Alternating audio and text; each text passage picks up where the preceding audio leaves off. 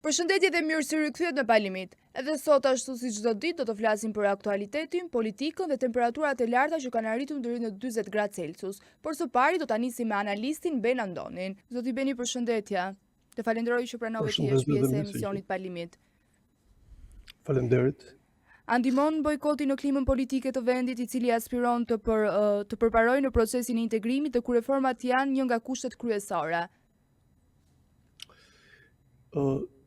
Shikoni, edhe bojkoti është pjesë e demokracisë, por në pjesën e cila lidhet me integrimin, ka një detyrim edhe nga opozita, përveç majorancës e cila mbart peshën kryesore për pjesën e parafrimit të lishmërisë, që të ketë pjesëmarrje në parlament, të ndihmojë sa më shumë për ligjet dhe këto ligje pastaj të kalojnë dhe të përshtaten për të bërë të mirëqen të gjithë kuadrin ligjor me të cilin Shqipëria do integrohet në Bashkimin Evropian. Po ta shikoni me kujdes, procesi duket teknik, por në fakt është politik, që do të thotë për Shqipërinë, për Malin e Zi, jo shumë kohë më vonë edhe për Serbinë, dhe pastaj diçka më vonë për Maqedoninë e Veriut, për Bosnjë Hercegovinën dhe për Kosovën.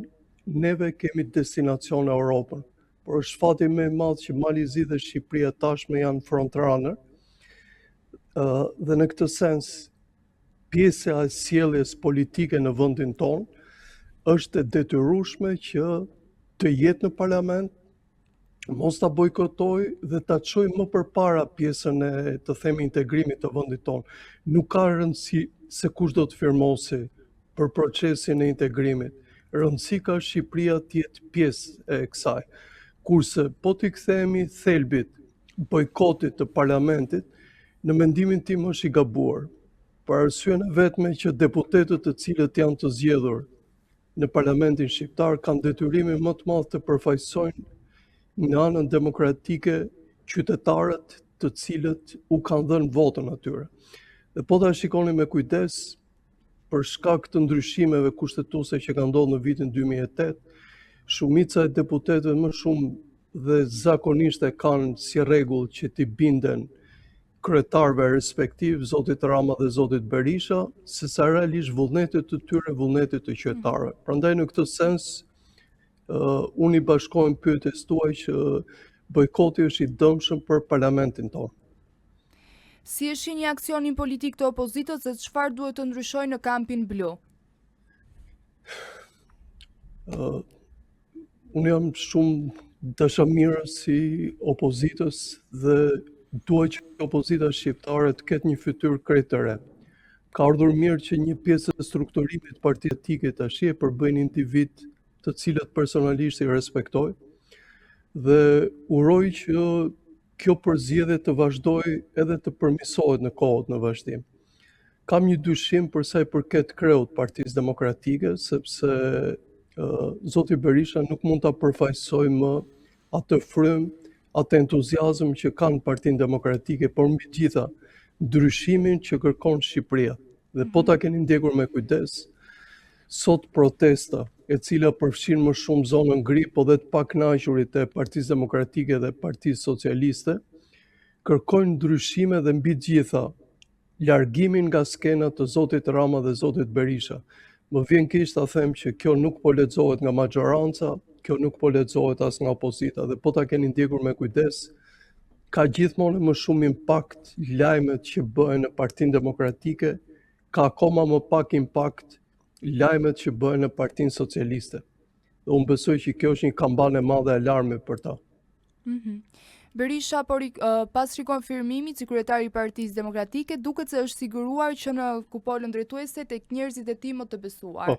Si Flamur Noka nga më të vjetrit dhe Belind Klliçi i cili i zuri vendin e Luciano Boçit. A është vërtet ajo që thon zëra të ndryshme në Partinë Demokratike se po nis një fenomen i ri berishizimi i Partisë Demokratike? Ka kohë në fakt që ekziston berishizimi i Partisë Demokratike. Po në fakt është një koncept që është futur në filozofinë politike shqiptare që është fryma berishiste.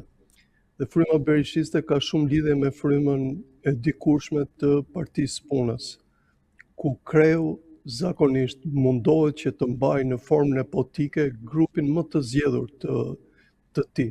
Dhe pastaj me kujdes, madje të afroj dhe njerëz që janë shumë afër tij, qoftë në lidhje familjare, qoftë në lidhje miqësore dhe të gjitha. Por ju e dini që çdo strukturim i tillë përpara ka një provim të madh. Dhe provimi i madh janë zgjedhjet. Ju e dini që për një vit, më pak se një vit janë zgjedhjet lokale, madje pas disa javësh do shikoni që do filloj ecshëm procesi zgjedhor, de facto, jo de jure. Dhe në këtë sens unë shikoj që ke Partia Demokratike më shumë po merret me sipërfaqen se sa me thelbin. Dhe thelbi është ky, që duhet çonin shumë përpara reformën territoriale, që unë e di që nuk ka dashamirës as ke Partia Socialiste as ke Partia Demokratike, por mbi gjitha të gjenin që tashi individët e dur në bashki dhe në komuna që të përfaqësonin këtë pushtet i cili prej kohësh është në varësi të Partisë Socialiste. Dhe ky është shqetësim jashtëzakonisht i madh, e para sepse bashkitë ka kohë që nuk përfaqësojmë ose nuk arrin të zgjidhin problemet e njerëzve, nuk arrin të zbërthejnë dot investimet publike, dhe mbi gjitha një pjesë e tyre kanë falimentuar dhe mezi mbyllin, ose të themi me fondet që kanë, mezi arrin të mbyllin fondet e pagave. Dhe llogariteni që ato nuk shërbejnë as për investime, as për të themi aspirata për komunitetet lokale dhe tjera. Dhe mos u çuditni që shqiptarët i braktisin lokalitetet për të shkuar në qendrat kryesore. Dhe kjo është një shqetësim shumë i madh që duhet ta lexojnë politikanët për te interesave të tyre të vogla. Mendoj që një brez i ri që po vjen, brezi juaj, tashmë duhet të jetë shumë i ndërgjegjshëm për këto realitete. Por më vjen keq që ta them, edhe ju dal nga dal po bini në, të themi, në status quo e brezave paraardhës.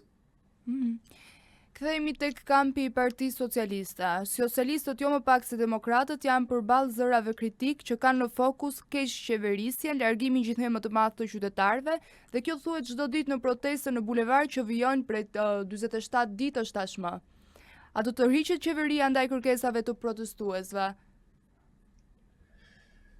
Më vjen keq që ndaj diçka një opinion tjetër me ju.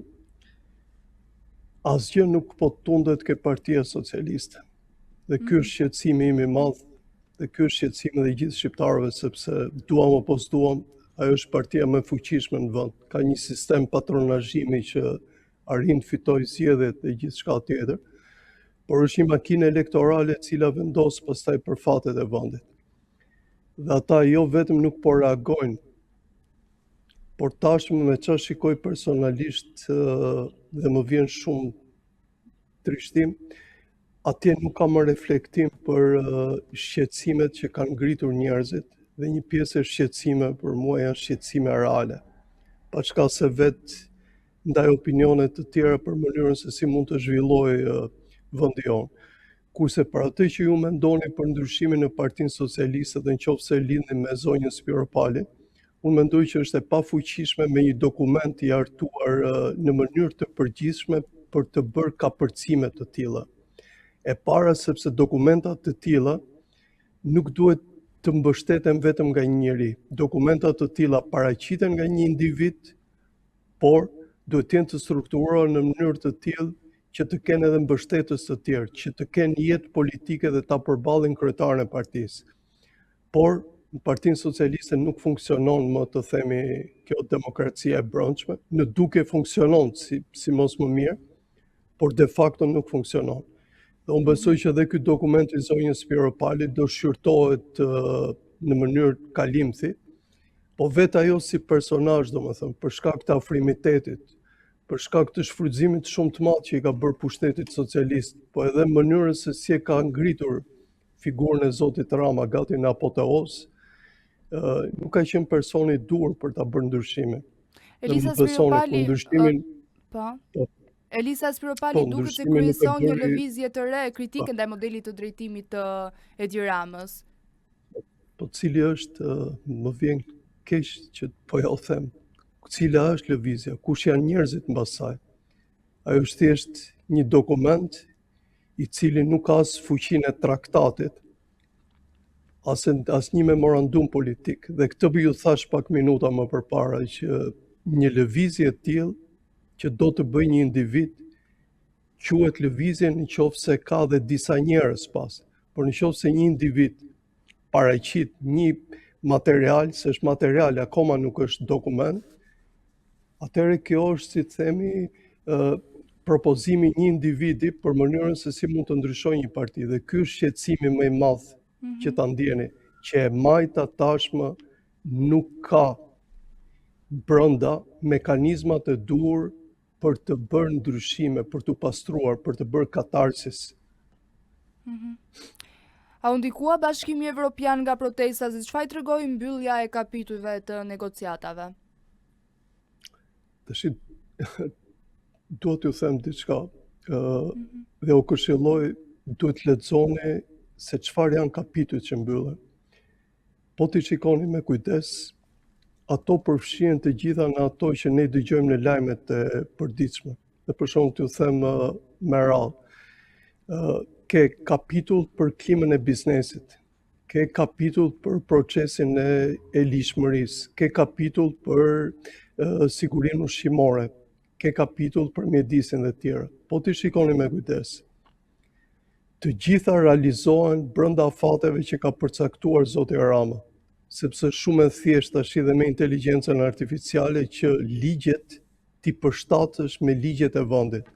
Por gjën që po vuan publiku shqiptar është jashtëzakonisht se sa larg janë standardet në vend me problemin e lishmërisë, që do të thotë ne në letra i mbushim të gjitha dhe unë besoj që këto do mbushen brenda fateve që thot zoti Rama. Por sa ne do t'i plotësojmë standardet, dhe po ta keni parë me kujdes, ne kemi probleme me klimën e biznesit, ne kemi probleme me standardet e sigurisë ushqimore që janë kapituj, ne kemi probleme me arsimin që sapo mbyllëm kapitull, ne kemi probleme me kërkimin shkencor, edhe këtë sa mbyllëm kapitullin. Dhe besoni tani, ne kemi plotësuar kuadrin, por ne nuk plotësojmë standardet.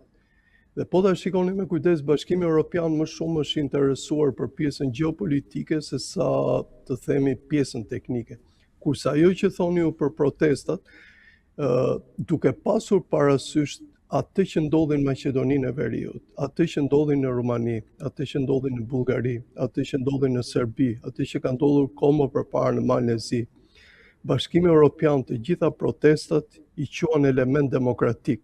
Dhe po ta keni parë me kujdes, qeveria e zotit Rama po i paraqit këto protesta në mënyrën të themis që politika e saj e lejon demokracinë, e lejon mendimin ndryshe.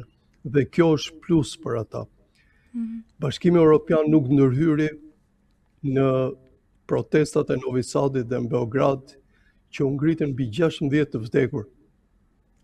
Sepse logjika institucionale është që çdo vend për politikën e vendet e vetë të brendshme është vetë përgjegjëse. Ndërsa ne merremi me aspektin se sa ajo plotëson detyrimet e jashtme. Kuptohet Serbia nuk i ka plotësuar dhe prandaj ka ngelur, ndërsa Shqipëria po avancon jashtëzakonisht sepse në aspektin e jashtëm ne i plotësojmë të gjitha. Por ngelet ai problemi brendshëm që ne e shikojmë me sy, që jeta është gjithmonë më vështirë, çmimet janë gjithmonë më të larta, klientelizmi është shumë i madh, papunësia është jashtëzakonisht problem, meritokracia mungon dhe neve jemi të pafuqishëm për ta ndryshuar këtë, sepse burokratët që janë afër zotit Rama, u mjafton që mbyllin nga ana dokumentale të gjithë procesin dhe gjithçka për Brukselin është okay. A do të kemi një shtator të nxehtë politik si vera e këtij viti? T'ju them një element. Unë jam gati mbi 30 vjet gazetar. jam lodhur me vjeshtat e nxehta, dimrat e nxehtë, pranverat e nxehta dhe patjetër verat e nxehta. Më vjen keq që Shqipëria ka ndryshuar, por nuk ka ndryshuar shumë pak nga ajo që ne mendojmë. Dhe në këtë sens, duke parë evolimin e dy partive, duke parë evolimin e fundit Partisë Demokratike, që prap kupola është prap ajo që është, sepse dhe zoti Belind Kolliçi është një nga njerëzit më të afërt, ose zoti Balliu është prap një nga njerëzit më të afërt pranë zotit Berisha. Nuk është se ka ndryshuar ndonjë gjë në opozit, nuk po ndryshon diçka në majorancë, janë prap të njëjtit njerëz. Dhe në këtë sens po them që në shtator dhe në javët në vazhdim, sfida më e madhe duhet për protestuesit që ta mbajnë gjallë protestën, ndërsa politika do përpiqet që të mbylli reformën territoriale dhe besoj që koha më e madhe dhe interesi publiku do shkojë ke zgjedhjet lokale dhe do shikoni që përpjekja për zgjedhjet lokale dhe zhvendosja e kësaj vëmendje besoj do i bëj shumë keq edhe pjesës së protestës. A do të ketë zhvillime të reja nga SPAK? Kush mund të jenë zyrtarët e radhës që mund të përballen me drejtësinë dhe a mund t'i afrohet SPAK niveleve të larta politike? Shikoni, SPAK-u është afruar niveleve të larta. Fakti që Kryebashkiaku i Tiranës është pas hekurave është fakt. Fakti që ish presidenti i vendit është pas hekurave është fakt. Dhe gjitha këto janë elemente të cilat Shqipëria i shet si suksese të mëdha të politikës së saj penale. Ish ministri i Shëndetësisë është pas hekurave, ish ministri i Mjedisit është pas hekurave, ish ministri i Mbrojtjes është në proces, por po manovron. Dhe ju e dini, domethënë, shkon në SPAK edhe ikën. Me fuqit që ka SPAK-u, me kapacitetet që ka, unë mendoj që nuk është se mund të shkoj dot më shumë se kaq. Dhe këta ta kanë shprehur realisht në mbledhjet para kuvendit, e para për pjesën e bashkëpunimit, e dyta për kapacitetet logjistike që kanë. Sepse keni parasysh me këtë korrupsion të frikshëm që ka Shqipëria, SPAK-u duhet kishte një ekuipazh 10 fishin ekuipazhit që ka momentalisht dhe duhet kishte specialistë të gjitha fushave për ta përballuar situatën. Në këtë sens unë nuk pres ndryshime shumë të mëdha. Keni parasysh për shembull është rasti ish ministres së bujqësisë që në mënyrë flagrante Shqipëria është dënuar prej saj, është penalizuar me pardin dhe nuk është se i ka hyrë gjëmbi në këmbë, ashtu si dhe individ të tjerë. Mendoj që nuk do ndryshojnë ndonjë gjë e madhe në shtator, do iki kjo pjesë e inercisë. Ndërsa do më falni për një gjë, nuk mund të përmend më emra siç bën një pjesë e kolegëve, sepse nuk kam lidhje me SPAK-un direkte dhe nuk dua të përdorem nga ata siç më vjen keq përdoren një pjesë e kolegëve. Amnistia penale duket se ka sjellë më shumë përfirtime për personat në lidhje të afërt me ish zyrtar të Partisë Socialiste. Rasti i pastruesës së Alda Klosit, nipi të ish deputetit socialist Rahman Raja, dhëndrit të ish kryebashkiakut të Elbazanit Qazim Sejdini dhe ish zyrtares së Akshit të dënuar për trafikim droge. A janë thjesht koincidencë këta përfitues apo një model që duhet analizuar? Keni të drejtë me pyetjen tuaj. Mendoj që është pjesa e dytë. Duhet analizuar dhe është e frikshme që këta individ, domethënë, kanë marrë penalitete aq lehta që i kapin këto lloj amnistish. Dhe njerëzit që bëjnë të tilla amnisti, unë besoj që i qepin në mënyrë të tillë që të përfitojnë edhe njerëz afër strukturave partijake që janë në fuqi. Besoja në amnistinë penale që të liroheshin shumë më tepër njerëz të thjeshtë, ata që janë dënuar, të themi, për penalitete që mund të mbaheshin thjesht jashtë, ose me gjoba të vogla, ose nuk e di, domethënë, që mos të rëndoheshin familjet shqiptare. Ndërkohë kur ti shikon që përfitojnë individ të tillë, personalisht kam një zhgënjim të madh. Zoti Beni, të falenderoj, ishte kënaqësi. Faleminderit juve.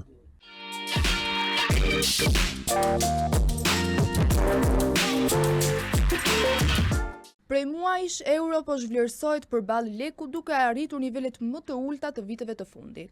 Shqipëria e shpjegon këto një rritje ekonomike, turizmin dhe hyrjen e valutës nga investimet e huaja, ndërsa një pjesë e ekonomistëve e lidhin me faktorë të tjerë, përfshirë ekonominë informale dhe flukset e pazakonta të euros në treg. Për ta analizuar të gjithë këtë, kemi në studio ekonomistin Ergis Sefa. Ergis, mirë se erdha. Përshëndetje, faleminderit për ftesën. Atëherë euro ka rënë në nivele historike ndaj lekut. Cilat janë arsyet kryesore të kësaj situate? Shiko, euro nuk ka rënë për shkak të forcimit të lekut, sepse që të forcohet leku do duhet që të kesh një ekonomi prodhuese me një nivel produktiviteti dhe inovacionit të lartë. Një ndër faktorët kryesorë që euro ka rënë këto nivele është që kemi shumë cash në qarkullim dhe pjesa më e madhe e cilit është ajo që ne e quajmë ndryshe ekonomia gri apo ekonomia informale. Dhe shto këtu faktin që shumica e turistëve të cilët vinë në Shqipëri janë turistë të cilët gjithashtu sjellin monedën euro. Por e theksoj po të mos kishim atë pjesën gri, nuk do të ishim këto nivele. Shqipëria thotë se është pasojë e forcimit të ekonomisë shqiptare. Si mendoni ju, a ka të drejtë? Nuk mund të jetë pasojë e forcimit të ekonomisë shqiptare nëse zyrtarisht, dhe po citoj Bankën Botërore, produktiviteti i Shqipërisë është më i ulti në Ballkan, jo më në Europë. Ne kemi rritur vetëm me 2.5%, 2.4% falni në 2025 në produktivitetin. Dhe këtë të matur nga arbitrat ndërkombëtar. Dhe nëse ke një produktivitet kaq të ulët dhe një nivel inovacioni të tillë, me një ekonomi që përgjithsisht nuk bazohet tek sektorët prodhues, nuk ka se si të jesh ekonomi e fortë. A është forcuar realisht leku apo kemi të bëjmë me një deformim të tregut? A theksoj edhe një herë, është fiks rasti tipik i deformimit të tregut si pasojë e fluksit të madh të keshit që hyn në mënyrë jo formale kryesisht. Ky fluks i madh i parave dhe i keshit që ndodh në qarkullim, keshit në monedën euro, bën që pikërisht kjo lloj monede të ketë këtë lloj raporti me lekun për shkak se ka sasi të mëdha të saj në treg. A prodhon sot ekonomia shqiptare aq sa të justifikojë një monedë kaq të madhe? Absolutisht jo. Absolutisht jo, në asnjë parametër makroekonomik, por edhe në ato të stabilitetit financiar, ne nuk kemi atë lloj produktiviteti që ta justifikojmë. Nëse ekonomia po rritet, pse qytetarët nuk e ndjejnë këtë rritje në fuqinë blerës edhe në standardin e jetesës? Është ajo fabula e famshme e pulave. Që nëse kemi 2 pula dhe unë ha 2, po juve hani asnjë, mesatarisht të 2 hajmë nga një pul. Kështu është çështja e ekonomisë shqiptare. Padyshim që kemi një rritje stabil dhe një rritje makroekonomike të qëndrueshme në 10-15 vitet e fundit. Pyetja është rritje për kë? Në sa duket rritja nuk është më për shumicën e qytetarëve, por është grumbulluar vetëm në pak duar, në ato duar të cilët kanë vërtet përfituar në mënyrë të qëndrueshme këto 10 vite. Por në shumicën e grupeve të interesit apo të komuniteteve të ndryshme që përbëjnë këtë shoqëri, nuk kanë arritur të shkojë paraja që ka ardhur shtesë. Pra kemi një rritje vetëm për një pakicë. Absolutisht po, me sa duket edhe nga shifrat, po edhe nga niveli i varfërisë dhe nga niveli i pabarazisë, ne kemi një rritje vetëm për një pakicë dhe çfarë është edhe më e keqja, ne kemi vënë re që në 10 vitet e fundit kemi një rritje të pabarazisë ose të hendekut ndërmjet atyre që janë të pasur dhe që vazhdojnë të bëhen gjithmonë të pasur, po që janë shumë pak, dhe shumicës tjetër e cila po zbret drejt nivelit varfërisë dhe gjë që po çon drejt pothuajse shkatërimit total të asaj që quhet stres e mesme. A mund të themi se kemi stres të mesme sot? Mund të themi që kemi një vit të holl që nuk e dia mund të quhet stres, e cila gjithashtu po zhduket, sepse pikërisht nuk po shpërndahet pasuria ose nuk po janë mundësitë dhe aksesi kundrejt pasurisë që po krijohen në Shqipëri të barabarta për gjithë, po kemi favoritizime dhe oligopol. Ka një kombinim ndërmjet faktorëve të brendshëm dhe faktorëve të jashtëm. Faktorët e brendshëm kryesisht lidhen me ato të famshmin informalitet dhe korrupsion që ne flasim shumë shpejt, kurse nga ana tjetër faktorët të jashtëm kanë bëjnë me lidhjet dhe me raportet ndërkombëtare që Shqipëria ka si pasojë situatës saj gjeopolitike. Dhe këtu, me sa duket, janë përqendruar vetëm në pak duar, të cilët nuk duket sikur kanë një dëshirë apo synim për të shpërndarë me të tjerët. Turizmi po konsiderohet si faktor kryesor. A mjafton vetëm turizmi për ta mbajtur lekun kaq të fortë? Jo, turizmi është shtylla e ekonomisë shqiptare dhe së bashku me ndërtimin bëjnë rreth 39% prodhimit brendshëm bruto, të dy bashk. Por nuk janë sektor prodhues strukturor në vetvete. Është e pamundur që thjesht me këtë nivel turizmi, pa shkuar drejt atij që quhet turizmi i shërbimeve cilësor ose turizmi elitar, ti të mund të justifikosh këtë lloj raporti ndërmjet lekut dhe euros. Do ishte shumë e vështirë që të ta besojë një profesionist këtë gjë. Me që përmendet ndërtimin, a mendoni se po shkojmë në një flusk të madhe? Kjo është pyetja $1 milion, sepse u bë disa kohë që ne jemi përtej parametrave normal të kërkesë ofertës në çmimet e tregut. Pra, nëse shikojmë çmimet e apartamenteve në zonat kryesore urbane dhe mbretërisë të Shqipërisë me kërkesën ofertën reale dhe me të ardhurat mesatare që kanë popullata brenda vendit, jemi prej kohësh shumë herë më lart në çmime. Pra çmimet duhet të ishin shumë herë më të ulta. Dhe a është kjo një flusk apo është thjesht kjo një ndryshim strukturor që po i ndodh ekonomisë shqiptare si pasojë e vëmendjes së vjen nga jashtë? Kjo është një pyetje $1 milion. Unë jam ndër ato që besoj që jemi në elementet e parë të një fluske dhe që shumë shpejt në momentin që mbyllet le të themi kanali i famshëm i parave kesh të çunave të Londrës, atëherë do kemi një plasë të madhe të fluskës. Pra ti po thua që leku nuk përforcohet. Unë po them që leku nuk po forcohet në këto ritme të cilët ne kemi aktualisht në raportin me euron. Ndërkohë që qeveria thot të kundërtën. Po, qeveria të punë ka, nuk Sa mirë na bën ne si shtet? Sa mirë na bën forcimi i lekut? Kjo që thot qeveria, sikur leku po forcohet, ndërkohë që në përgjithësi kjo situatë. Shiko, për një vend si Shqipëria, edhe sikur të jetë vërtet që leku po forcohet si pasojë e ndryshimeve strukturore dhe produktivitetit të ekonomisë tonë, përsëri ne nuk na bën aq mirë në këtë stad që jemi, sepse ne duhet favorizojmë ato bizneset tona të cilët kanë një tendencë eksportuese. Dhe për sa kohë që ne kemi një raport të këtillë ndërmjet lekut dhe euros, eksportet tona kanë shkuar pothuajse në zero dhe ne duhet bëjmë të kundërtën. Edhe sikur ta kishim lekun disi të fortë, sikur në prap qeveria do të bënte politika fiskale dhe Banka e Shqipërisë politika monetare që ta dobësonin deri diku për të favorizuar eksportet. Një pjesë e ekspertëve flasin për hyrje të mëdha e eurosh nga ekonomia informale. Po, sapo e thash. A është ky një faktor që nuk duhet përjashtuar? Po, sapo e thash, ai është faktori kryesor, jo faktori që nuk duhet përjashtuar, është kryesor. A ka Banka e Shqipërisë instrumente për të frenuar zhvlerësimin e mëtejshëm të euros? A duhet të ndërhyjë? Banka e Shqipërisë në vitet e fundit ka ndërhyrë. Në 3 vitet e fundit Banka e Shqipërisë ka tërhequr nga tregu, nuk kujtohet shifra fikse, mbi 900 milion euro. Pra, ka bler valutë pikërisht për ta nxjerrë nga qarkullimi në mënyrë që të mbajë stabil raportin euro-lek. Dhe përsëri jemi në këto nivele. Imagjinoni sikur të mos kishte ndërhyrë që euro do kishte kapur raportin me lekun 1 euro 90 lek prej kohësh. Atëherë kush po fiton dhe kush po humbet nga euro e dobët?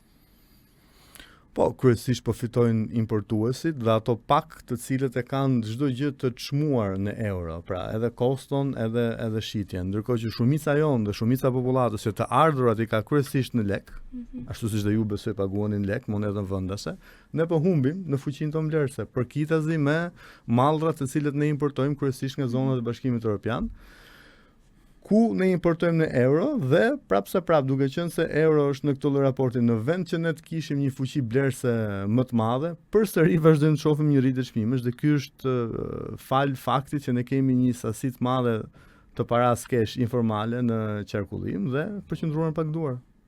Sa janë dëmtuar eksportuesit shqiptar nga zhvlerësimi i euros? Janë shkatërruar pothuajse fare.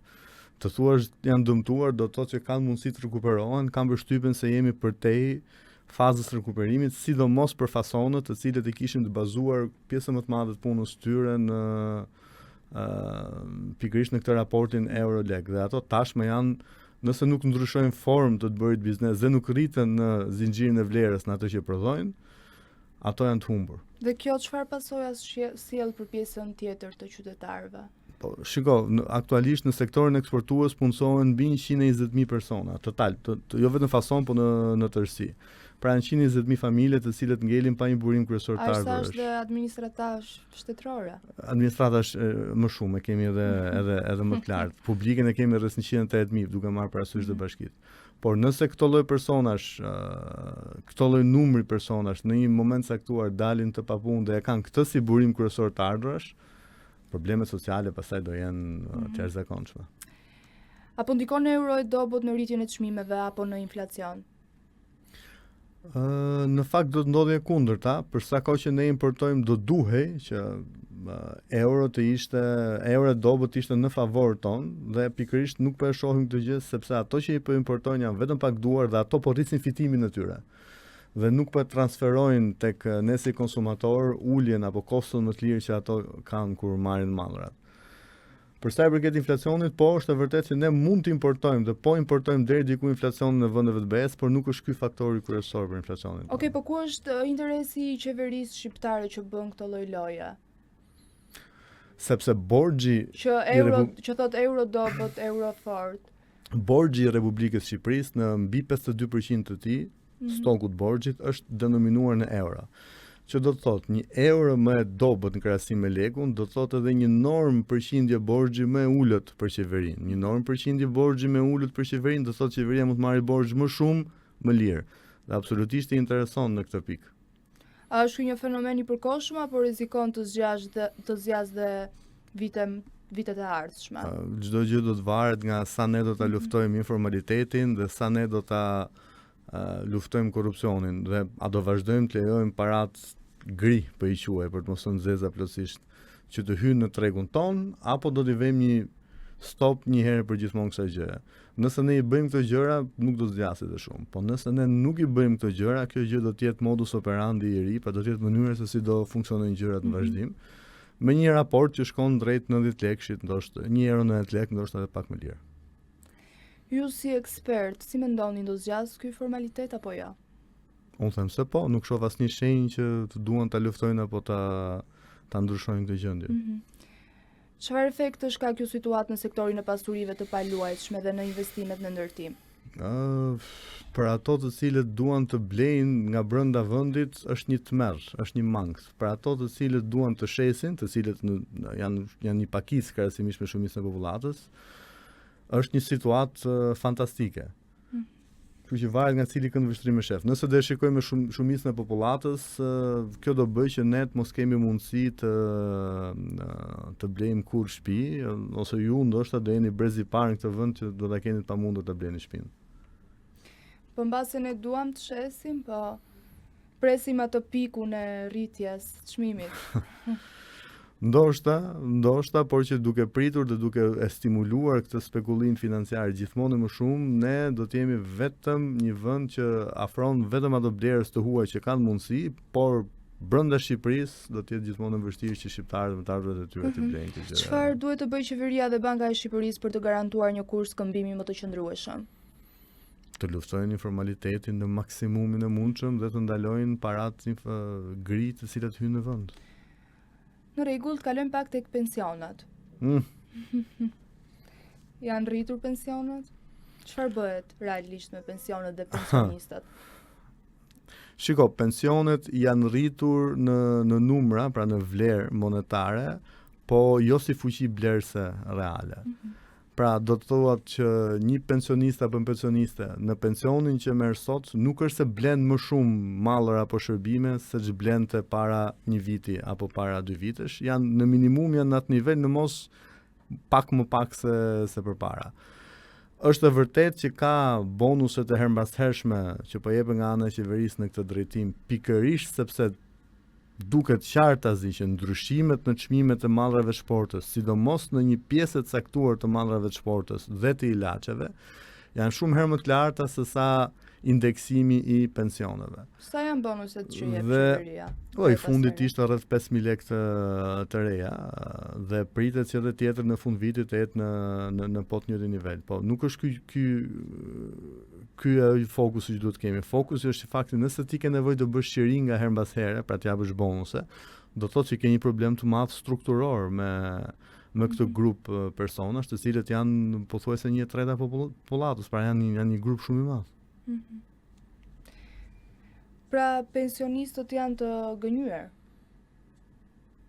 Të gënjur, nuk do thoja të gënjur, do thoja që janë në një nivel shumë të ulës të fuqisë blerëse dhe ka nevojë që të kemi një ndryshim strukturor në ato që ata marrin, në mënyrë që të shkojmë përtej varfërisë relative, të mos jenë gjithmonë në atë rrezik, po të shkojmë drejt nivelit mirëqenies. Duhet rriten shumë më shumë në mënyrë strukturore, jo bonuset hermbashershme. Por edhe kjo nuk është e lehtë sepse do duhet kesh të ardhura të mëdha që të kesh mundësi ta bësh politike. Tani të kalojmë pak tek turizmi. Unë dua të iki në fundjavë me pushime në jug. Sa lek më duhen mua? Varet ku do shkosh Në dërmi. në jug. Nëse do shkosh në plazh publik, të duhen më pak lek se nëse shkon në dërmi në një prej hoteleve të ndryshme. Nëse do marrësh shezllon apo do marrësh çadrën tënde, kështu që varet. Nuk besoj se vajzat e reja të shkonin në plazh publik apo doni marrin në Tani çadrën tuaj. më duhet të shpenzoj më shumë lek këtë vit apo vitin që shkoj. Me sa Janë rritur çmimet? me sa duket jemi pothuajse në të njëjtin nivel me një tendencë të lehtë rritse deri tani, sepse ka akoma edhe rreth 2 muaj sezon. Dhe ky është një problem dhe një fatkeqësi më vete që ne nuk po e mësojmë që s'po e mësojmë dhe këtu kam më shumë me sektorin privat se sa e kam me shtetin që nuk po e mësojmë që s'po e mësojmë që klientin nëse nuk e trajton vërtet si mbret dhe nëse nuk e jep çmimin e duhur për sasinë e shërbimit dhe cilësinë e shërbimit që ofron, do ta humbësh. Qoftë klienti brendshëm dhe qoftë klienti i jashtëm. Dhe me çmimet që kemi ne aktualisht, kam përshtypjen se të leverdis më shumë jashtë se sa brenda vendit. Pra ti thua që shërbimi sot në turizëm lë për të dëshiruar. Në vendet caktuara dhe në përgjithësi, shërbimi jo në turizëm nuk e justifikon çmimin. Si për shembull në jug? Në vendet caktuara në jug po, me shifet nga raportet tona, është e vërtet që nuk e justifikon. Pra nëse ti paguan X shumë parash për produktin dhe shërbimin që merr, ajo shumë parash nuk e justifikon atë që ti merr. Përgjigjen nuk më dhe të pyetjes që të bëra. Sa lek më duhen? Është të iki në fundjavë në jug. Është e vështirë që ta them që të jepet një përgjigje pa ditur specifikat, por që do duhet një shumë e konsiderueshme për të shkuar. Për shembull? Do thoja mbi 5-6 mijë lek dita pa llogaritur udhëtimin për person. Gjithmonë pa llogaritur udhëtimin dhe qëndrimin dhe hotelerin, domethënë. Okej, paga që unë marr gjatë vitit, më justifikon pushimet verore? Paga mesatare aktualisht në Shqipëri është rreth 90.000 lek, pra 925-930 euro në muaj, mesatarja. Flasim për pagën faktike, jo mesatare. Po mesatare është faktike. Atë po flas, paga mesatare është faktike. Kjo lloj page për të bërë pushime në Shqipëri është vërtet duhet djesh vendin e duhur dhe jo në çdo vend në Shqipëri mund ta bësh mund të bësh pushimet me këtë pagë dhe kjo është fatkeqësia që ti edhe pagën mesatare nuk e ke të mjaftueshme për të bërë pushime brenda vendit tënd. Ky është problem vërtet që nëse vazhdon ky lloj trendi do të jetë gjithmonë më Domethënë do bëjmë pushime të mira edhe pushime luksi le ta quajmë, vetëm ato që janë mbi pagën mesatare. Aktualisht jemi në këtë nivel. Kush janë ato që janë mbi pagën mesatare? Ka në Shqipëri sektor të caktuar të cilët paguajnë paga 2 fish, ndonjëherë dhe 3 fish me pagën mesatare, pra shkojnë 1.8, 2.5 milion lek në muaj të vjetra gjithmonë. Ka sektor të këtij, por janë shumë pak dhe shumica dërmuese të punësuarve janë me paga rreth mesatares, ndoshta edhe më ulur se mesatare. Okej, le të kalojmë pak tek familjet me shtresë ekonomike mesatare. Sa duhet të kenë në portofol për të bërë pushime? Aktualisht në një llogaritë të thjeshtë që ne bëm edhe në qendrën tonë, na rezulton që një pagë gjysmë mesatare duhet për një familje me 3 ose 4 persona në maksimum për të kryer pushime jo në zonat që ne i konsiderojmë zona luksi, po në zonat të tjera në plazhet të tjera pak më pak luks. Këtu në Shqipëri. Një pagë gjys do thotë që të shkojmë rreth 1.3, 1.4, 1.5 milion lek, do po flasim për maksimum për një javë pushime, nuk po flasim për 10 apo për 15 ditë. Gjë e cila është një ngarkesë goxha e madhe për një buxhet familjar aktualisht në Shqipëri. Për shkak të kohës, më duhet ta mbyllim këtu. Unë do doja të rrinim pak më gjatë, që të merra pak më shumë informacione se çfarë po bëhet me turizmin, se unë më intereson turizmi momentalisht, se dua të bëj pushime, por gjithsesi do jesh gjithmonë i mirëpritur dhe ishte kënaqësi, të falenderoj. Faleminderit për ftesën.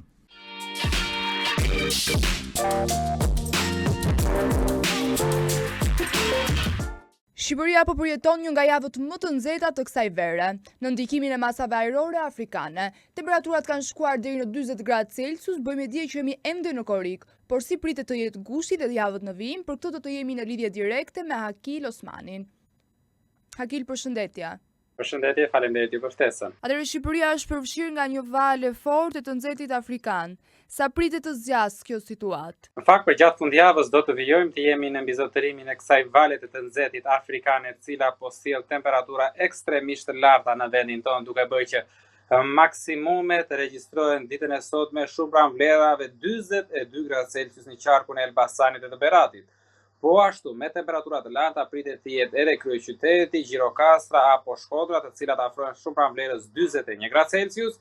Vija bregdetare temperaturat të larta do të ketë për gjatë kësaj fundjave, duke bërë që maksimumet aty të luhaten nga 37 dhe shumë pranë vlerave 39 gradë Celsius. Edhe në zonat malore do të kemi maksimumet të cilat regjistrohen rreth vlerës 38 gradë Celsius në qytetin e Kukësit, ndërsa zona e cila do të jetë me temperatura më të freskëta mbetet juglindja e territorit, duke bërë që aty maksimumet të luhaten nga 32 dhe shumë pranë vlerave 34 gradë Celsius. Kjo fundjavë që është në ndikimin e kësaj vale të nxehtit, po ashtu ka sjell edhe një rritje të ndjeshme të temperaturave të ajrit në orët e para të mëngjesit, duke bërë që vlerat minimale në qytetet e zonave malore mëngjesin e sotëm të jenë regjistruar në 21 gradë Celsius, ndërsa në urtësinë perëndimore janë luhatur nga 23 dhe shumë pranë vlerës 28 gradë Celsius në vijën bregdetare. Ditën e nesërme pritet të ketë një tjetër rritje të temperaturave të ajrit në orët e para të mëngjesit, duke bërë që minimumet në qytetet e zonave malore si Puka, Peshkopia apo edhe Erseka të regjistrohen në vlerë 22 gradë Celsius, ndërsa për sa i përket urtësirës perëndimore, temperaturat e ajrit gjatë mëngjesit të ditës së diel do të jenë mjaft të larta, duke bërë që të luhaten nga 25 dhe në 29 gradë Celsius në vijën bregdetare.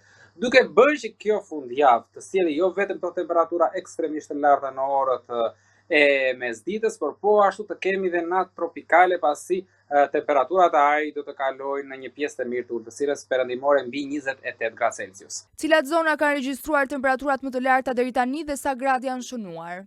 Zona e cila ka përjetuar edhe temperaturat më të larta, që në fakt për gjatë gjithë stinës së verës ndër këto vitet e fundit janë qytetet e zonës së ulët, që regjistrojnë temperaturat ekstremisht më të larta, duke përfshirë këtu edhe kryeqyteti, por ato të zonat të cilat ka dhe temperaturat më të larta është Elbasani dhe Berati, me maksimumet të cilët afrohen shumë pranë vlerave 42 gradë Celsius. Dhe konkretisht në Elbasan, zona e Belshit është ajo e cila regjistron edhe temperaturën më të lartë, ndërsa nëse flasim për Beratin, temperaturat më të larta regjistrohen në Kuçov dhe në Urën Vajkurore. Këto janë dy zona të cilat këto vitet e fundit kanë regjistruar edhe temperaturat më të larta dhe sigurisht edhe për gjatë kësaj vale të nxehtit, këto janë dy zona të cilat ekstremisht regjistrojnë temperatura të larta, 42 gradë Celsius. Janë rreth 10 gradë më të larta se sa vlerat normale. Por këto temperatura janë të matura në hije. Nëse ne qëndrojmë në diell, sigurisht që ato ndihen edhe si 5 apo 6 gradë më shumë se sa regjistrohen. Krahas vapës ekstreme kemi parë dhe rreshje lokale dhe shkarkesa elektrike. A është fenomen normal për këtë periudhë të vitit? Në fakt, për këtë periudhë është normale që në zonat e izoluara shumë të vogla her pas here të kemi problematik për sa i përket këtyre rreshjeve që janë në formën e rebesheve. Në zonat malore her pas here rebeshet janë edhe në formën e breshrit, ka shkarkesa elektrike dhe kjo vjen si pasojë e avullimit të menjëhershëm të sipërfaqeve ujore dhe kemi në zonat e izoluara prezente këto shkarkesa elektrike të shoqëruara me rebeshe shiu. Gjatë pranverës, por po ashtu dhe gjatë stinës së verës janë fenomene të cilat tashmë vitet e fundit territorin shqiptar po e prekin më së shumti. Atëherë si parashikohet moti për këtë të diel, a do ketë ndryshime të temperaturave dhe si do jetë java në vazhdim? Në fakt, dita e diel sjell një ndryshim të temperaturave të ajrit, sidomos në orët e para të mëngjesit, duke bërë që minimumet të kenë një rritje me 1 gradë Celsius dhe do të bëjë që temperaturat e ajrit të ndihen më të larta se ato të cilat përjetuan mëngjesin e ditës së sotme. Ndërsa nëse flasim në orët e mesditës do të ketë një rënje të lehtë me rreth 1 gradë Celsius të temperaturave të ajrit, duke bërë që maksimumet të jenë rreth vlerës 41 gradë Celsius në qytetet e zonës ulët. Fillim java mbetet me temperatura ekstremisht të larta, dita e hënret 40 gradë Celsius rreth në 39 gradë Celsius presim maksimumet ditën e martë, por duke filluar nga pasditja e ditës së martë, të paktën deri rreth datës 26-27 korrik, pritet të kemi një rënje të ndjeshme të temperaturave të ajrit, maksimume të cilat nga 40 gradë Celsius pritet të zbresi rreth vlerës 34 apo 35 gradë Celsius. Këto do të jenë temperaturat të cilat do të na shoqërojnë të paktën duke filluar që nga dita e mërkurë dhe në fundjavën që i vjen do të kemi këto temperatura në territorin shqiptar. Janë temperatura të cilat janë shumë pranë vlerave normale për sa i përket muajit korrik, pasi korriku maksimume duhet i ketë rreth vlerës 32 apo 33 gradë Celsius. Po ashtu ka dhe një rënje të temperaturave në orët e para të mëngjesit, duke bërë që të kemi disa ditë të cilat neve të mund të marrim frymë, të shlirohemi nga këto valet e të nxehtit që kemi patur temperatura ekstremisht të larta. Por nuk është se nuk do të kemi frikë për të gjitha ata të cilët kanë rezervuar pushimet gjatë fundit të korrikut, pasi sërish java e fundit e muajit korrik ka sinjale që të sjellë rritje të ndjeshme të temperaturave të ajrit, sidomos ditët e fundit, pasi ka sinjale që të kemi një tjetër valë të nxehtit e cila do të përfshi Europën juglindore, rajonin e Ballkanit, duke bërë që edhe territori shqiptar të ketë temperatura sërish mbi 40 gradë Celsius. A parashikoni episode të tjera të nxehtit ekstrem gjatë kësaj periudhe? Në fakt, vitet e fundit gjatë stinës së verë tashmë është parë që territori shqiptar të goditet nga këto valët e të nxehtit.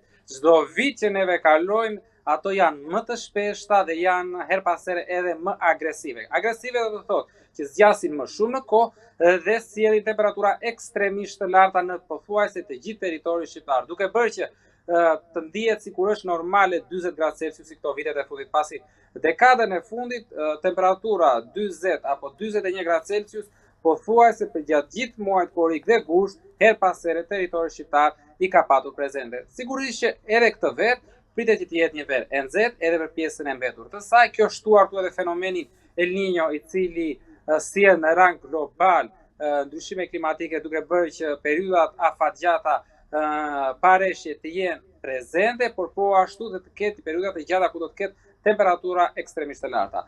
Kjo fenomeni El Niño sigurisht do të ndikojë edhe në aktivizimin e masave ajrore të nxehta nga kontinenti afrikan, duke bërë që të kemi këto temperatura ekstremisht të larta. Në ndryshim nga vitet e kaluara, kjo verë në fakt ka një karakteristikë të veçantë, pasi her pas here ne jemi vizituar nga prezente këto rreshjet e shiut në formën e rebesheve, të cilat pritet të jenë prezente edhe në javën që vjen.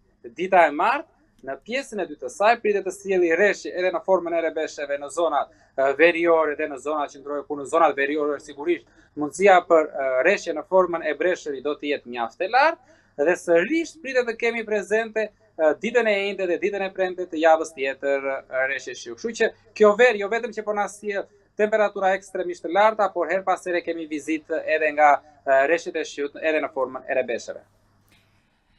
Temperaturat e larta kanë favorizuar dhe përhapjen e zjarreve. A mund të parashikohet se cilat do jenë zonat më të rrezikuara?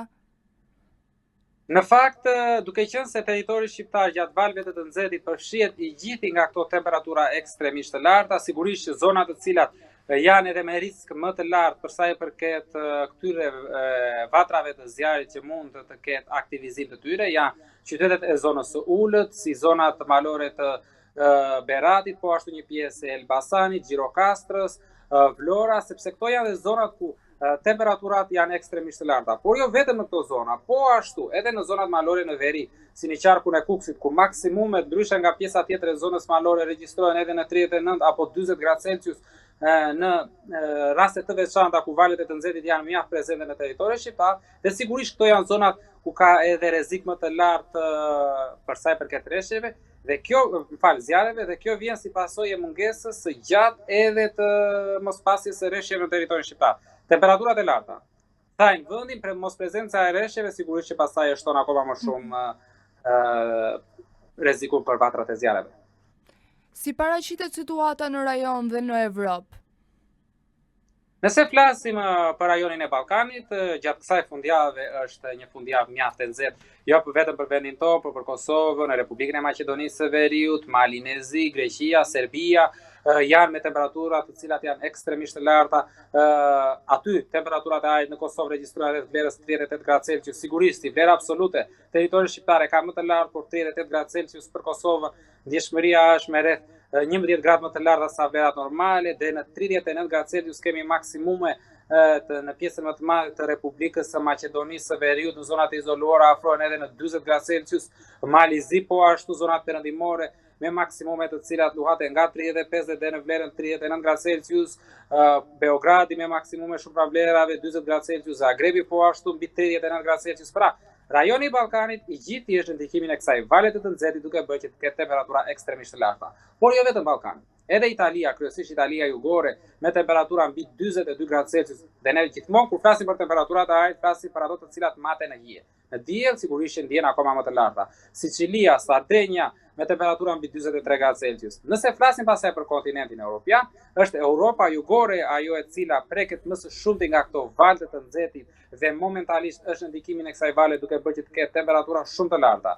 Për jugun e Francës, për një pjesë të mirë të gatishullit iberik, kryesisht Spanja lindore dhe jug lindore ka këto temperaturat më të larta. Por po ashtu, edhe pse nuk ka temperatura 40 gradë Celsius për pjesën tjetër të Europës qendrore, maksimumet të cilat ngjiten mbi 37 gradë Celsius për shtetet alpine si Zvicra, Austria, po një pjesë e mirë e Gjermanisë, sigurisht janë temperatura ekstremisht të larta dhe kjo i atribuohet valëve të nxehtit.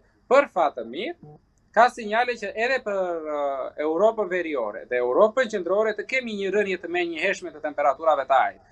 Janë lajme të mira për sa i përket temperaturave të ajrit, kjo rënje e menjëhershme me të paktën 5 apo 6 gradë Celsius, por her pas here kjo rënje e menjëhershme e temperaturave të ajrit shoqërohet me rreshje në formën e rebesheve dhe ku kemi këtë rënje drastike të temperaturave të ajrit me rreth 5 apo 6 gradë Celsius, sigurisht që shtohet mundësia për fenomenin e breshërit. Dhe sigurisht që pastaj breshëri sjell dëme të ndryshme si në infrastrukturë, por po ashtu edhe në bujqësi. Dhe rreziku është mjaft i lartë për Europën qendrore që të ketë prezente këto rebeshe në formën e breshërit, stuhit e forta të erës, sepse kemi këtë rënje e menjëhershme të temperaturave të ajrit ku një masë ajrore e ftohtë shtyn të ngrohtë dhe kemi përplasjen e dy masave ajrore. Në moment që kemi përplasjen e këtyre të dyjave, dhe sigurisht që kemi këto fenomene të cilat neve nuk i duam.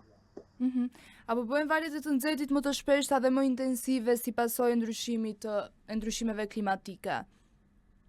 Në fakt po, ju keni të drejtë për sa i përket kësaj, pasi vitet e fundit ne kemi parë që valjet e të nxehtit nuk është se janë më një herë apo dy, siç kanë qenë para 2 dekadash, por vitet e fundit ne kemi parë që valjet e të nxehtit kanë ardhur që në muajin maj, siç ka ndodhur edhe këtë vit. Temperaturat të cilat në muajin maj janë regjistruar në jugun e Francës, po ashtu një pjesë të mirë të Spanjës mbi 40 gradë Celsius dhe nuk ka përfunduar këtu. Në muajin qershor kemi patur sërish valët të nxehtit. Kemi patur në gjatë muajit korrik dhe do të kemi sërish edhe për gjatë gushtit pritet të ketë valët të nxehtit. Pra, ndryshimet klimatike kanë bërë këtë që valët e të nxehtit tashmë këto vitet e fundit të jenë më të shpeshta, jo vetëm për territorin shqiptar. Tu flasim për rang kontinenti, pra në të gjithë Europën dhe jo vetëm edhe në Amerikë, janë parë që valët e të nxehtit këto vitet e fundit janë më të shpeshta, qëndrojnë më gjatë në kohë, nëse më përpara qëndronin nga 3 deri 5 ditë, tashmë kalojnë edhe një javë apo 10 ditë, duke bërë që temperaturat e ajrit të bëhen mjaft të paduruara për trupin e njeriu dhe të ketë edhe fatalitete. Vitet e fundit është vënë re që të kemi rritje të temperaturës absolute, pra maksimumet të cilat regjistrojnë mbi edhe 46 gradë Celsius në Europë, ku maksimumi deri tashmë është regjistruar në 48.8 gradë Celsius në Sirakuzë në vitin 2023. Pra këto valë të nxehtit sigurisht që kanë një agresivitet më të lartë nga vitet e kaluara dhe kjo i atribuohet ndryshimeve klimatike ku ka sjell këto fenomene të cilat janë ekstreme për të gjithë kontinentin evropian, por jo vetëm për një pjesë të mirë të rruzullit të kësaj. Tani edhe për ta mbyllur një pyetje të fundit. Atëherë çfarë masash duhet të marrin qytetarët për të mbrojtur nga temperaturat ekstreme në ditët në vijim? Çfarë duhet të bëjmë? Në fakt keni të drejtë, pasi duhen edhe disa këshilla për sa i përket temperaturave ekstremisht të larta. Piku i cili regjistron edhe temperaturat më të larta fillon që nga ora 10:30 dhe të paktën deri në 4 dite. E mira është, gjëja që neve mund të bëjmë më kollaj është të mos dalim në ambiente të zhveshura ose të mos dalim nëse për ne nuk është e nevojshme. Nëse jemi të detyruar të dalim, sigurisht është e mira që të zgjedhim rrugë ku ka hije, pasi nëse ne qëndrojmë në diell dhe jemi duke ecur, nëse regjistrohet temperatura e ajrit 41 gradë Celsius në kryeqytet dhe jemi në ambiente të zhveshura, trupi ynë ndjen si 47 apo 48 gradë Celsius. Dhe nëse ne vazhdojmë të qëndrojmë mbi 10 apo 15 minuta, vazhdon që temperatura në trupin e njeriu të ndihet akoma edhe më e lartë. Sigurisht e mira është që të kemi një shishe ujë, të evitojmë këto lëvizjet e panevojshme për fëmijët apo për moshat e treta, por po ashtu edhe për moshën e mesme e mira është që të mos lëvizin në këto orare të cilat, nëse është e panevojshme. Nëse është e nevojshme, pastaj e mira është të kemi një bidon ujë me vete, pasi e ndihmon shumë trupin e njeriu të dehidratuar. Hakil, të falenderoj shumë. Faleminderit ju, ishte kënaqësi.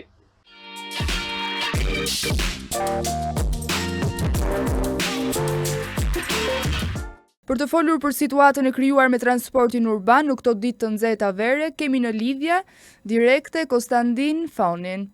Konstantin, përshëndetje dhe faleminderit që pranove ftesën. Përshëndetje, faleminderit për ftesën. Pse edhe këtë verë qytetarët udhëtojnë me autobus pa kondicioner?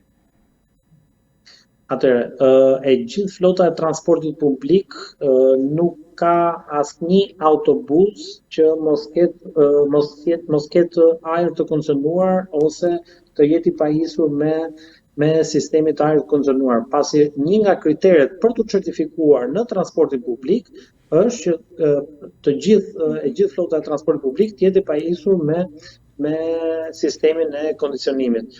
Në këto ditë të nxehta apo në këto temperatura që janë aktualisht, është e pamundur që dhe stacionet aq afër sa janë me njëra tjetrën, është e pamundur që temperaturat brenda ambientit autobusit të arrijnë ato temperatura që qytetarët apo ne dëshirojmë të kemi.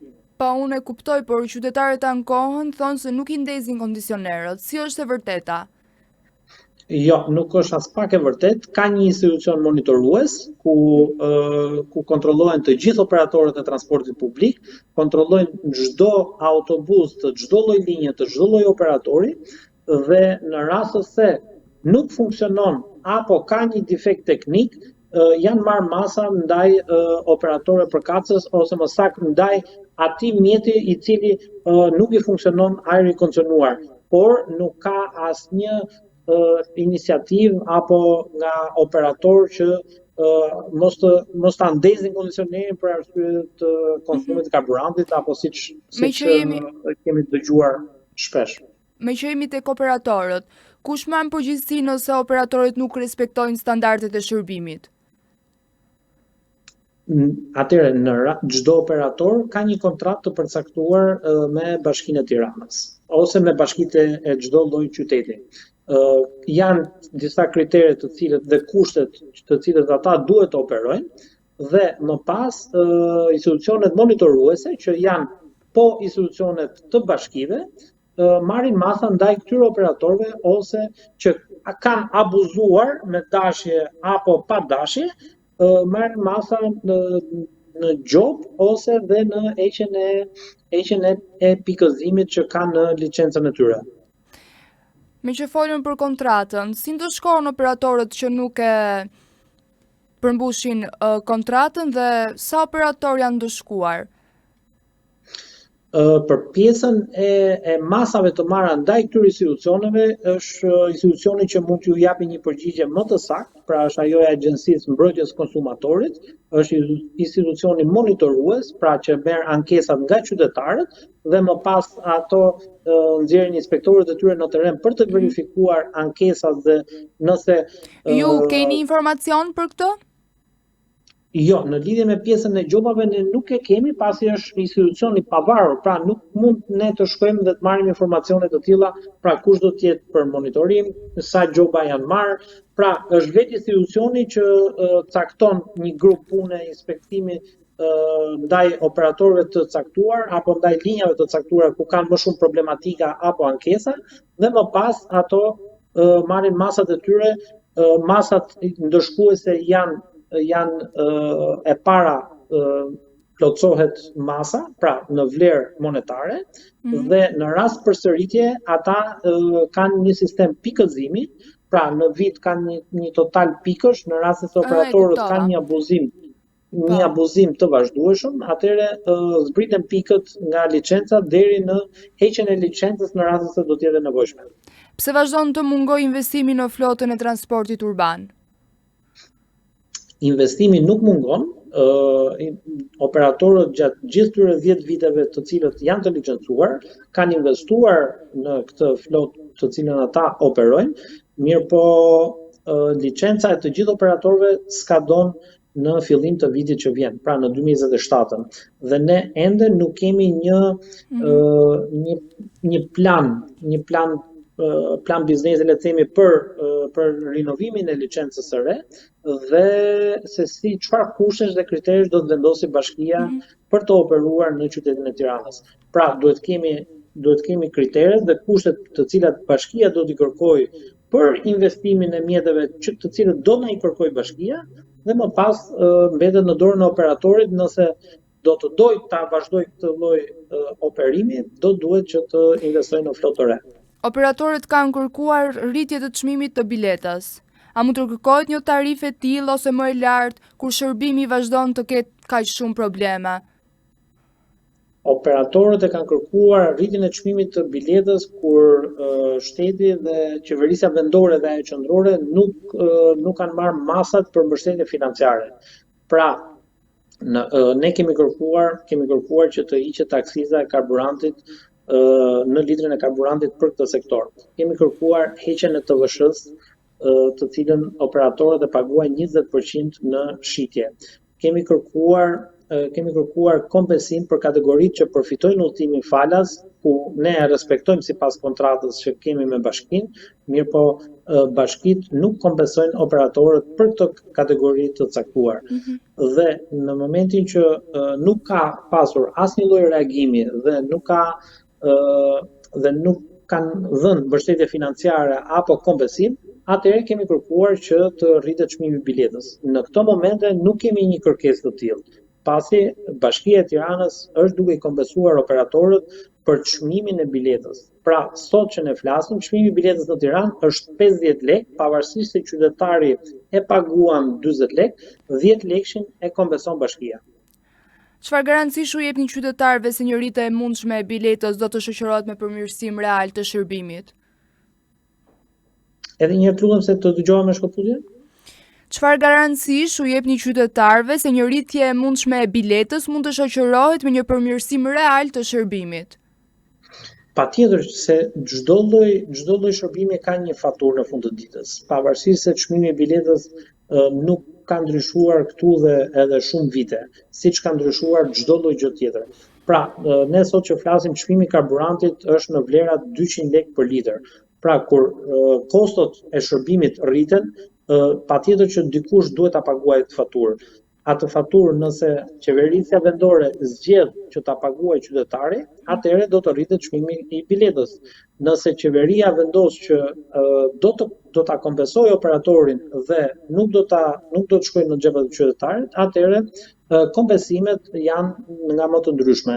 Në rastin e Tiranës, qeveria subvencionon për shërbimin që operatorët ofrojnë dhe kompensojnë vlerën e biletës të cilën janë shtuar kostot për çdo operator. Cila linjë është më problematike? Problematike nuk mund të them në këtë moment që ka linja, pasi në këtë periudhë që ne flasim, duke pas dhe parasysh rënien e fluksit të qytetarëve për arsye të pushimeve që ata marrin, në këtë moment nuk ka linja problematike. Të pushimeve apo të vapës? Të njerëzve që janë larguar nga Tirana, pra fluksi pasagerëve. Ti po thua që nuk ka një linjë problematike, atëherë unë do të thoja që linja e Unazës është super e ngarkuar. Si nuk mund të quhet problematike linja e Unazës? Në këtë periudhë që ne flasim nuk ka linja të ngarkuara. Shkollat janë të mbyllura. Qytetarët, fluksi pasagerëve në këtë periudhë është i reduktuar për arsye se kanë marrë pushimet apo janë larguar nga Tirana. 360 ditë, ne po flasim për të gjithë 365 ditë, ne po flasim për të gjithë vitin, jo vetëm për verën. Patjetër, atëherë nëse do të flasim për periudhën e fluksit kur fillon viti shkollor në shtator dhe deri në muajin qershor, patjetër që ka linja që kanë një trafik të rënduar. kanë një trafik të rënduar dhe nuk mund ta ofrojnë dot shërbimin e tyre jo për shkak se nuk kanë flotën apo nuk duan ta ofrojnë, po për shkak të bllokimit të akseve rrugore. Po pse nuk ka ende një flotë të re autobuzesh? Atëherë, Që nëse të kenë kondicionim. Patjetër, gjithë flota e autobusave është me ajër të koncenuar. Nuk ka flotë, nuk certifikohet asnjë autobus në Ju mund rast ta se thoni nuk kështu, ka. po unë flas në emër të qytetarëve që janë shumë të ankuar, kemi parë dhe investigime të ndryshme që urbanët, autobusët, madje dhe faturinat e pranojnë këtë. Ne mund të zbresim në terren bashkarisht, bashkë me qytetarët dhe ta verifikojmë, nuk Po, kemi asnjë patjetër. problemin. Nuk Unë kemi jam asnjë këtu për të problemin folur në sepse emër të qytetarëve dhe ato ankesa që kanë bërë qytetarët. patjetër, ne nuk është se ne nuk themi që nuk ka ankesa, patjetër që ka ankesa. Temperaturat e larta, e thash edhe një herë. Unë sapo erdha tani në zyrën time dhe temperaturat përjashtë shënonin 40 gradë. Apo ashtu në gjithë lëvizshmërinë. Nëse në studion tuaj dhe në zyrën time jemi me një ajër të koncenuar, është për arsye se është e izoluar zyra, në rast se ne hapim dritaren në këtë moment, është e pamundur që të arrihet temperatura që ne kemi graduar. Po të flasim për autobusët, teknikisht nuk arrihet dot temperatura për të cilën ne kërkojmë. Në stacionet janë shumë afër me njëra tjetrës, janë 150 metra larg njëra tjetrës. Dhe në momentin që hapen të katra dyer, është e pamundur ajri i nxehtë që hyn nga jashtë brenda, nuk mund të arrijë temperaturat të cilët ne kërkojmë. Gjithashtu kemi parë dhe shpesh aksidente të autobusëve nëpër Tiranë. Keni një koment si shpjegohet kjo? Atëre, Që herë kanë qenë fajtor, herë janë bërë pjesë aksidenteve të ndryshme. Në 90% të aksidenteve që kanë pas në qytetin e Tiranës, fajtor kanë dalë mjete të cilat kanë ndërhyrë dhe janë bërë shkak për aksidentin e automjeteve. Patjetër që aksidente nëse do të reduktojmë aksidentet, atëherë do të ketë një infrastrukturë dhe korsi të dedikuar për autobusët. Nga momenti që nuk ka infrastrukturë dhe autobusët do të detyrohen të devijojnë gjatë itinerarit të tyre të lëvizin nga një korsi në korsin tjetër, patjetër që ka pakujdesi ndaj individëve me makinat private, por dhe mund të shkaktojnë aksidente shqyqur zotit të pa pasur me pasoja. Por, nga momenti që nuk ka infrastrukturë për lëvizshmërinë e autobusave, patjetër që aksidentet janë nuk mund të reduktojnë. E kuptoj. Tirana po zgjerohet me ritme të shpejta. A do të shtojnë linjat e transportit për zonat e reja të banimit? Në fakt kjo është një pyetje që duhet i drejtohet institucionet dhe drejtorisë përkatëse që është drejtoria e transportit dhe trafikut të Tiranës, ku ata marrin vendimet dhe ata E kuptoj, por unë po them në dijenin tuaj, me sa dijeni keni juve. Patjetër, shiko, 16 linja që janë sot, më përpara kanë qenë 10 linja, më pas janë shtuar, kanë shtuar 12, 14 derisa sa mund të shtohen tani? Po janë zona të cilat të pambuluara, siç është ajo zona mbrapa QTU-s që janë pallatet e reja që ndoshta do duhet një linjë tjetër për të shtuar në atë zonë. Po ashtu ne po lidhemi dhe me Vora ka linjë që vjen drejt Tiranës. Pra, nuk është se ka zona shumë të pambuluara me transport publik. Të gjitha zonat pothuajse janë të mbuluara. Nëse do flasim do një zonë specifike, patjetër që ta diskutojmë dhe pse jo. Në rregull, e kuptoj. Mbase duhet shtuar linja dhe jo një linjë re. Në fakt tani un kam një pyetje të fundit për juve. Nëse do të udhëtonit çdo ditë si një qytetar i zakonshëm me autobusët e Tiranës, a do të ishit i kënaqur me shërbimet që ofron? Patjetër që pse mos jesh, shiko, të vetmi alternativë transportit publik që ne kemi autobusat, nuk kemi alternativë tjetër. Atëherë investimet në këtë fushë duhet të jenë dhe duhet ketë mbështetje financiare si nga ajo qeverisja vendore dhe ajo qendrore. Pra, duhet ketë i çik fokus më të madh transporti publik, jo vetëm në Tiranë, por në gjithë Shqipërinë, në mënyrë që transporti të mbulohet dhe të ofrohet me një shërbim dinjitoz ashtu siç e meritojnë dhe qytetarët e shqiptar. Unë e frekuentoj sepse sot parkimi është bërë shumë problem. Pra, me mjetet vetur dhe private është shumë problem që të shkosh në një zonë për të parkuar.